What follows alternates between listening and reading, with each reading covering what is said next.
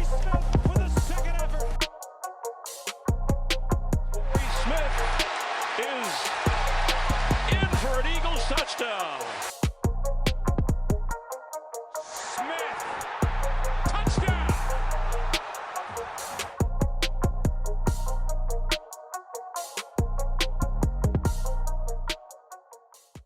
Hey, what's going on, y'all? This is Torrey Smith, and we're back with Trending Thoughts. It's been a while. I've been telling y'all for months, which turned into a couple of years at this point, that I'm bringing the podcast back, and now is the perfect time. I want to say thank you to my brother Adam Vasquez for getting me going with Herd Pods, but we've now switched over to Not For Long Media, and it's all good, man. So Adam, that's my guy, that's my dog. Helped me get this thing going when I was interested in it, and I'm ready to pick up this thing and keep it rolling. But y'all, I'm going to get straight to it. You know, it's been some time going on. A lot has changed in a couple of years. If you follow me on social media at Torrey Smith WR, you'll see that, coaching, doing things in the community, and the family's growing, the kids are getting big. So we'll start there. Quick little updates. TJ, Cam, and Coco are now 9, 6, and Coco is 4. And they're doing track in the middle of their busy season. The latest update, community-wise, is that, the rec center over at Hilton Rec that we've been running, the Baltimore Ravens are coming in, putting $20 million into the project, partnering with the Boys and Girls Club, and we're going to change it to one of the best places in Baltimore City. I'm extremely excited about that. It was just a small little idea back then, and to see where it's going is special. And I want to say thank you to Aaron Maven, Kamante, Asia, all the people that have been there on the daily, making sure it's running smoothly. And we've been keeping it going, man. Just progress, working, coaching with the East Howard County Jaguars and Level 82, 7-on-7 organization, which has really been taking off. As you can see behind me, I am not home. I am not in my office. I'm not anywhere. I'm in California right now, and we're getting ready to play in the OT7 circuit. And I'm excited about that. When it comes to 7-on-7, OT7 has created a brand for themselves to be the big dog in the 7-on-7 circuit right now and get to play against the best of the best. Only 12 teams. We won the tournament that we needed to win on the East Coast, and now we're excited to go compete against the best of them, man. I'm excited about it. It's a great opportunity, and definitely don't take it lightly. But on that note, this first podcast, I could have started with the family. I could have started with the community, but I got to go with the now, man. We're talking about football. We're talking about finding your home. It is June. These youngins are out there taking their official visits. Several of the players on my teams are doing it, and multiple guys all over. This is that time of the year. What's an official visit? It's when you have your opportunity to officially go to whatever school's recruiting you, and they can cover your expenses, and you really get the details and get the feel for what it's like to truly be a student athlete on that campus. And this is important to me right now because I know I'm talking to so many different young student athletes that are asking for advice and asking for guidance. And I feel like I really kind of give the true game to the boys on my Level 82 team. But I need to spread that, out a little bit. Because just like every other athlete watching it, I was in your shoes, and that process wasn't easy, right? It's for sure taxing, it's stressful, trying to find out where your college home is going to be. And if you're lucky enough to be one of the kids that can get an official visit, that can get a scholarship offer, that's amazing. But it's a process, and it's multiple ways in which this process and this journey looks to get an opportunity to play at the next level. We're going to start with the guys that are getting recruited, the guys that are taking the official visit. How do you know where is home? That's something that you see all the time. All these coaches, all these kids, they're posting, is this home? Their little memes, their little cool little pictures they get to take on their visits. But the reality of it is, that's not a simple question to answer. And for me, I remember going through that process myself way back in Stafford High School, way back in 2007. Not that long ago, but I mean, we've had our 10-year reunion plus. So at this point, it has been a little bit of time, but that going back to that process, it was definitely stressful. My career got started. It wasn't really a pretty thing, right? I was playing well at Stafford High School, playing quarterback, playing defensive back. And then I ended up going and breaking my leg playing basketball going into my junior year. So for any young athlete, they know you're going into your junior year, it's huge.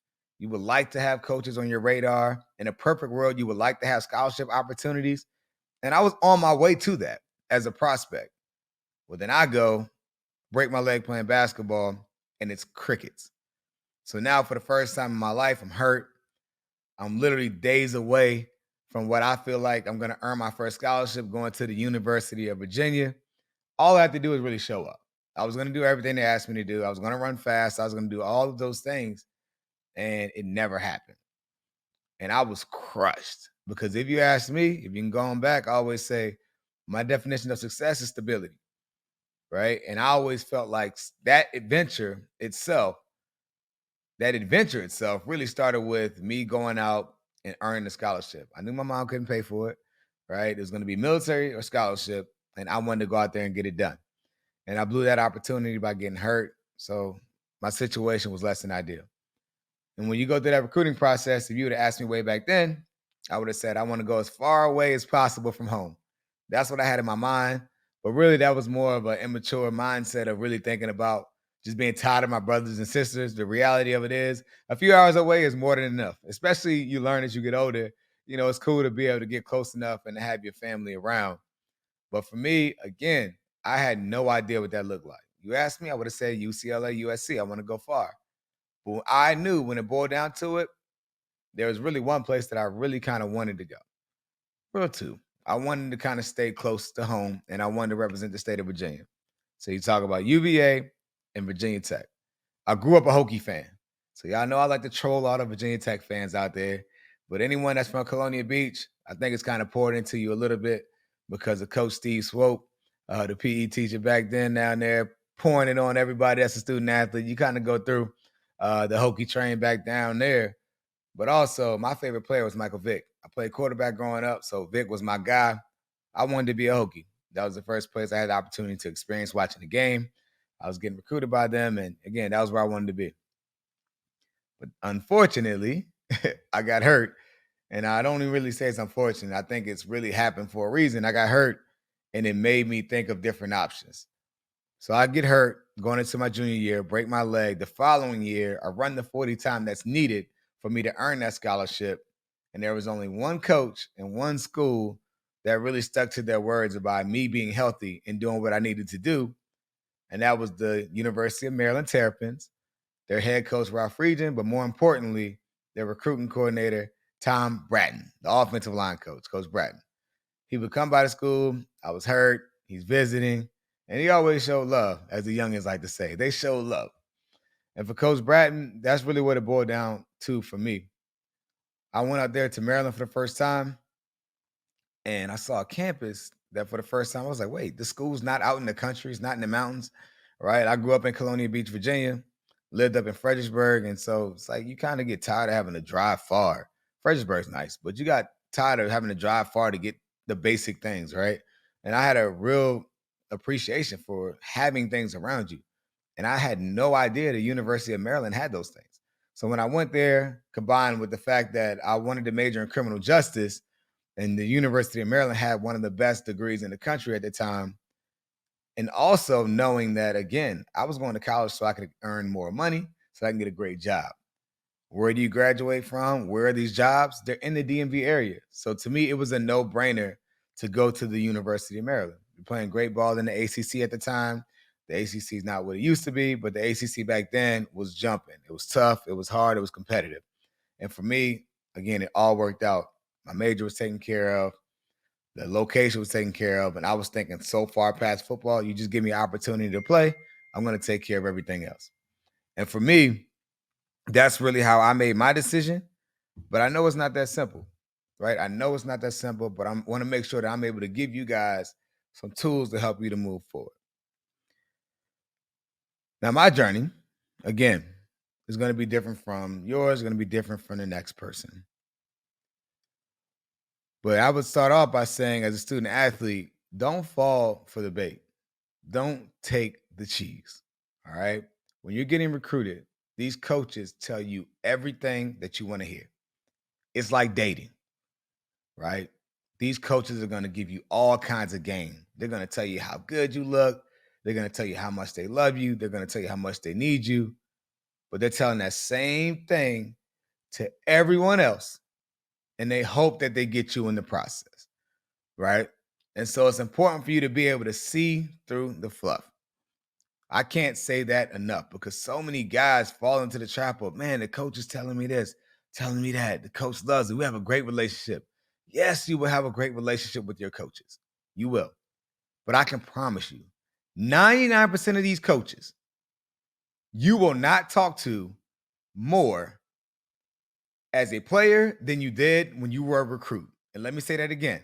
The coach that you're texting all the time, he's getting back to you. You're excited about it. When you get on campus, your coach will not communicate with you that much, right? Because their job is to get you to their school. Once you get there, it's their job to help develop you, but also at the same time, they don't want to babysit you, right? You need to make sure you're taking care of your business on your end. If not, that relationship with the coach that you love is going to be one that you're really going to hate because it changes when their family is on the line, right? I tell people, recruiting has always been transactional, right? You give me a scholarship, I'm coming to play for you. That's how it's always worked. They give you a scholarship, you come represent them. Super simple, right? It's complicated a little bit more now. But now I'm telling you what I need to do because I think you're going to help this team succeed. Ultimately, as a coach, I think you're going to be able to help me get into a better position, right? But let's be honest here. Depending on your school, if your coach is the head coach at a smaller school, everyone wants to be promoted in their job. There's nothing wrong with that either. Absolutely nothing wrong with it. So when you think about your coach and what they mean to you, please understand this. You cannot make your decision on college based on one person. You cannot base your decision on one person. And the one person that I'm more so referring to than anyone is the position coach. All right? Because if I'm Torrey Smith and I'm the quarterbacks coach at the University of Fredericksburg, making it up, and I'm the quarterbacks coach here, my ultimate goal is to be a coordinator, an offensive coordinator. My goal from there is to obviously be a head coach. That's just how it works. I need you in order to get there. So understand how this relationship works, right? It's completely transactional and you need each other. But at the same time, your coaches will not be talking to you as much as they did when you're a recruit because they don't have to. You're on campus. They have you now. They got you, right? Their job is to help you develop and be better on the field, right? So understand that. Please don't take that cheese. Understand really when you're making this decision, it has to boil down to the most important things, right? You talk about being a student athlete, right? Student comes first. You talk about your school. How does that major fit for you, right? What can you do with that major, and what are your plans? You can't go in thinking, "Hey, I'm going to major in this," and not have an idea of what you want to do. Start thinking, right? This is your first decision in adulthood. Think about exactly what you want to do. So then when you go and you're talking and you're going on your visits and you're talking with coaches, especially at your official visit, this is my plan. How are you going to help me do it? And let me tell you something here again. These coaches are going to tell you the most basic stuff as to how they're going to support your mission, right? And what you want to accomplish.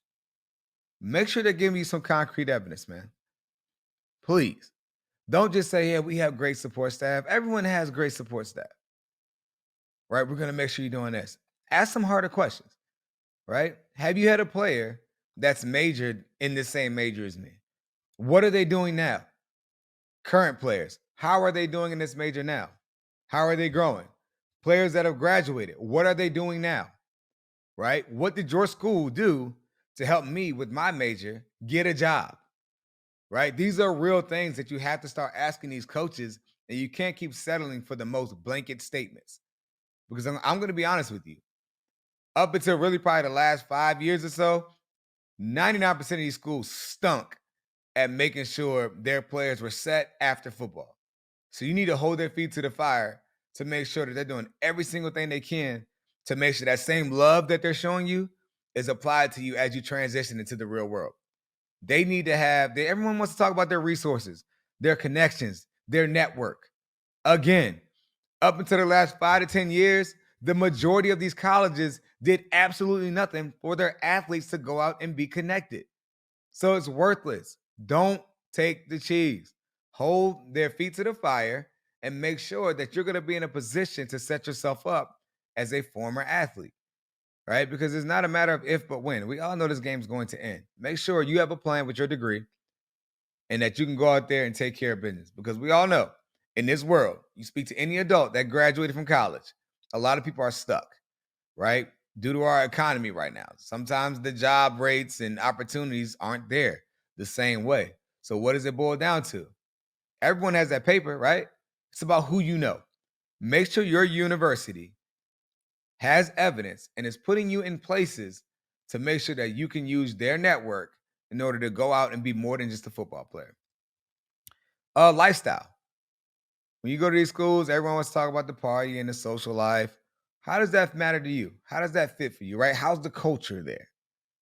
How's the culture there of that school? Is that a place that you see yourself being on your worst day? That's a really important thing to know. Because I know for myself, being at the University of Maryland, that was a school where I felt like if my leg was broken again and I couldn't play football, I could still go here. Matter of fact, I would still want to go here. And I can list reasons for why that mattered to me. Right? Again, the major, the environment, the culture. The University of Maryland, to me, was an eye opener to me because I grew up my entire life basically only knowing black and white, right? And a few members of the Latina community, the Latinx community in our area that, it was just new to me, right? When I went to the University of Maryland, my first dorm in Allegheny on the south side of campus was a whole room of Jewish women across from us. I learned more about their culture then than I had ever knew in my previous 18 years of life before I went to the University of Maryland, right? I go there. Again, I'm black. I'm African American. I go there and I'm meeting folks from Africa, Nigeria, all over the place. East African, Ethiopia, like so many different parts of the country, South Africa. Man, it's just crazy. Like the diversity of the school was amazing to me, right? I learned something new about different people every single year, and I always felt like there was room for you, right? Even though the University of Maryland was a PWI, a public white institution, the black population there was larger than the HBCU. And that to me was an eye opener for me. And I always felt like I belonged on that campus. Not to mention, you're also in Prince George's County, which is one of the largest black counties in the country, if not the largest. So lifestyle matters. Again, would you want to be there on your worst day? I'd say the connections too, right? I'd say the connections. And these are all things that really kind of apply to the straight up student aspect. The connections. Oh, a lot of these coaches are going to tell you about their connections. You need to make sure that you're able to really see the fruits of what they're telling you, right? What does your access look like with these connections? Doesn't matter if I go to the University of Maryland and you're connected in the DMV area, there are Terps everywhere, and I have no way to access them. I don't go to any networking events, right? The football team isn't setting me up. That would be a problem. That's not the case for them right now, currently, but that would be a problem, right? And the majority of schools do not do anything for their student athletes. They tell you about this network, but they don't let you tap into it. So make sure that you're being proactive on your side to see what that looks like again and ask for examples. All right. Student athletes. Simply from the football perspective now. We talked about lifestyle wise and how that's important. Your major, your lifestyle, connections. But let's go back and talk about what most of you really care about, which should be second for a reason, is the student athlete opportunity. The system. Everyone wants to talk about the system, right? If I was a wide receiver, I probably wouldn't want to go to the old school Georgia Tech offense where they were running the offense, right? Being a receiver. Now, they've also had two of the best receivers that have played in a long time come out of there. But the reality of it is that you want to go to a place that fits you as a football player. And in order to do that, you have to know who you are as a player and what opportunities exist, right? How do I belong in there? Talk to your high school coaches, all right? The college coaches are recruiting you for a reason. Make sure they tell you how they see you fitting in because they definitely have a plan for you, even if it's a plan that you don't know about yet, right? I remember going one of the last times I went up to Virginia Tech. I remember Coach Beamer, one of the greatest coaches of all time, sizing me up a little bit. I grew like 2-3 inches out of nowhere, gained some weight. I was going to play receiver in college, in my mind. Grew up playing quarterback, but I was going to play receiver in college. Coach Beamer goes, man, you're starting to look like a fine safety. And I'm like, I ain't playing safety. I don't know what you're talking about. But it just goes to show sometimes people can tell you that you're coming in at one thing and they can move you to another. So make sure you ask for all options so that you can get it out there so that you're able to communicate with your coaches and know exactly where they see you fitting in. So therefore, you're not blindsided because that can ruin your experience like no other. Development. That's a key word that you hear every single coach say. We're going to develop you. We're going to develop you. What does that mean? What does that mean? Every team has a good strength and nutrition program, right? Every team. Every team has coaches that know football, right? Well, you hope most of them, all right? But what does that mean? What does development mean? Just because you're a coach doesn't mean you're developing anything. Ask for evidence. Who have you developed? What's the product of your work? Right? That's on the individual player too. And sometimes it matters to have those guys, but who have you developed? That's an important question to ask. Because if you go and you're an offensive lineman, and you say, hey, we're going to develop you to be this great offensive lineman. Okay, well, who have you had experience with? Right? What would they say about you? And use your network, yo. Use your network. Y'all live in the Instagram era where you can literally DM a player. Seriously, you can DM a player. How did it work out for you? You'd be surprised. Athletes like to look out for each other. They want to give you the game. All right. So make sure you're asking for evidence and that they present you with it. Don't fall for the trap of, yeah, we develop our guys. Let me see the evidence. And on those lines of being a student athlete and also putting it all together, really kind of summing that up a little bit, is that it's important for you to do your research, right? See people for how you see them. Don't see them for how someone else sees them. You know how you go out here and you have a person in your school or on your team or whatever, family member, and you might hear somebody say, man, I hate this guy, right? And then you go and figure out, you're like, man, they aren't all bad, right? That hasn't been my experience with them.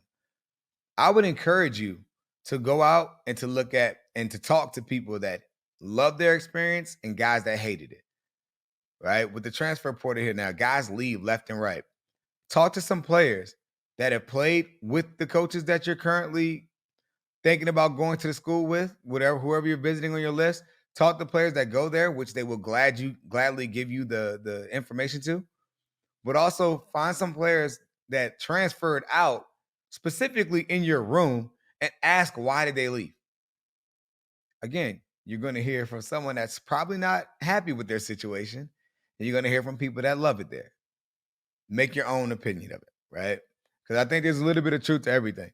Now, I only have maybe one coach in my entire life where I don't think someone hated their guts, right? And I think that might have been Ron Rivera. I think every other coach I've had, I can count plenty of players that absolutely hate their guts, right? And the truth is, just because I don't know some people that maybe didn't hate Coach Rivera doesn't mean it didn't happen. Every coach has players that hate him, right? So you have to figure out where that fits in and where you fit in. You have to be able to see through it. I think when it boils down to it, sometimes we take too much into account of what one player may say. What I've learned from my experience and why I don't do that is that you got to ask why they don't like a person. Typically, it's because something happened, right? Why don't we like most people that are around us? Someone did something that rubbed you the wrong way. Well, these coaches, again, they're not going to be the same as when they're recruiting you. Once you're in their building and they need you to be on your stuff and you're not doing your job as a player, you're not doing your job as a student, you're going to hate them. I promise you, you will. They're going to be annoying. They're going to be on you. They're going to be hard. They're going to be fake. You're going to feel all of that, all the emotions if you're not doing your job. So a person that's not doing their job, of course, they're going to feel that way, right? Talk to somebody that's doing everything right, right? Talk to somebody that hasn't had any issues with the decision, right? Like make sure you're doing your homework, then make your decision, right? Don't judge people based off of one person and their experience. Try to gather as much as you can. I can't echo that enough. Lastly, and summing up my session about how to deal with the recruiting process, these visits and these coaches, and really the honest truth that y'all need to hear is you need to make these coaches prove to you what they're selling. All right. Make them prove to you what they're selling. Because again, it sounds really good to say, hey, my kids are here. We graduate our athletes. Okay, where do they go after you graduate? All right, cool. So are all of them getting jobs or just some of them? Right? These are real things. And it's coming from a personal place because I know so many of the guys that I went to school with and guys that even I trained with at the NFL Combine that have transitioned into their second phase of life and their university is nowhere around. Their coaches are nowhere around. All right. So I'm telling you this because it's personal to me. Make sure you're taking advantage of your opportunities there, but also make these coaches prove to you what they're talking and what they're selling. NIL, right? NIL. I love it and I hate it at the same time. And here's why. I love the NIL because if you would have told me I could have had a couple of dollars while still playing, I would have loved it. It made my college experience so much better, right? But I hate it because it's kind of watering down college football a little bit. It's pay for play. It's always been transactional, but it's really bad now. And I love that for the players, but I hate it for the game because now you can basically buy your teams if your school has enough support. And for the schools that don't have enough support, like it's going to be a more watered down product. It takes away the biggest advantage of recruiting in the past, which was relationships. Relationships mean nothing when you have dollars, right? Relationships mean nothing when you have dollars. And that's a shame. That's a shame. NIL is an important thing, right? We want to talk about dollars, but also I would tell you as a person that's been in a position that did not come from money, didn't learn about money until they really started making it, is that NIL should not be the only reason why you choose a school. Go through all of the things before that I stated, the networking, the communication, right? The scheme fit. Go through all of those things and make your decision. And then if the numbers are crazy far apart and your schools are close, then maybe the money can influence it a little bit.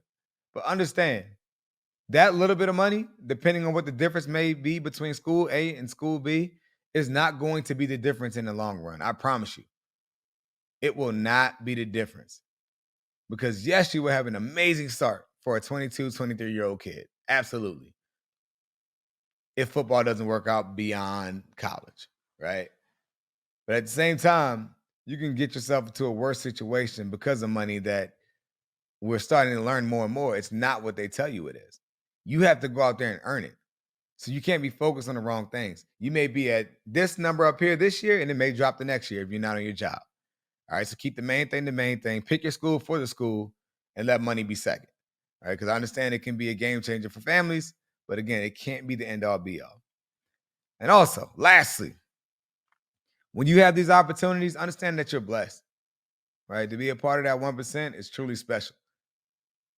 It's truly special, man. I get emotional thinking about how it's changed my life simply having the opportunity to get a scholarship, to earn my degree, and everything else after that has been a bonus, right? The NFL was never my number one goal at all. But sleep well, understanding that you have an opportunity that not a lot of other people get to go out, to earn a scholarship, to continue to play the game that you played since you're a kid, and again, to chase some great things with the unit. It's nothing like it, man. Getting that degree, playing ball, is truly a special experience. But as you go through it, make sure you're selfish, right? Recruits, please make sure that you're selfish. Because I promise you, these coaches, when it matters the most, they're going to look out for them. You're just a body, you're just a number. And the same thing that they're telling you this year, they're going to be telling someone else that the next day and the following year. So make sure you're selfish in looking out for you. All right. That's it for me. First episode, wrapping it up, talking about just simply the college experience, man. And it means the world. So athletes, I'm telling you right now, don't hesitate to reach out to me personally. Hit the DMs if you got questions. Hit up the Level 82 page if you have questions. Because if I don't respond, somebody else will. You know, we need to make sure that we're moving in the right direction and that we're really building ourselves up as student athletes. And for those that have dreams of being young student athletes, make sure you're focused on the main thing, your grades first. Don't look past anything else but your grades and taking care of business on that field, doing the little things right. All right. We got OT7 this week, y'all. Y'all wish us luck. Y'all tune in. It's going to be on YouTube. Y'all check out that OT7 page. But until then, y'all drop some questions on the podcast. Let us know what the next topic is going to be. Let's get to it. Trending thoughts.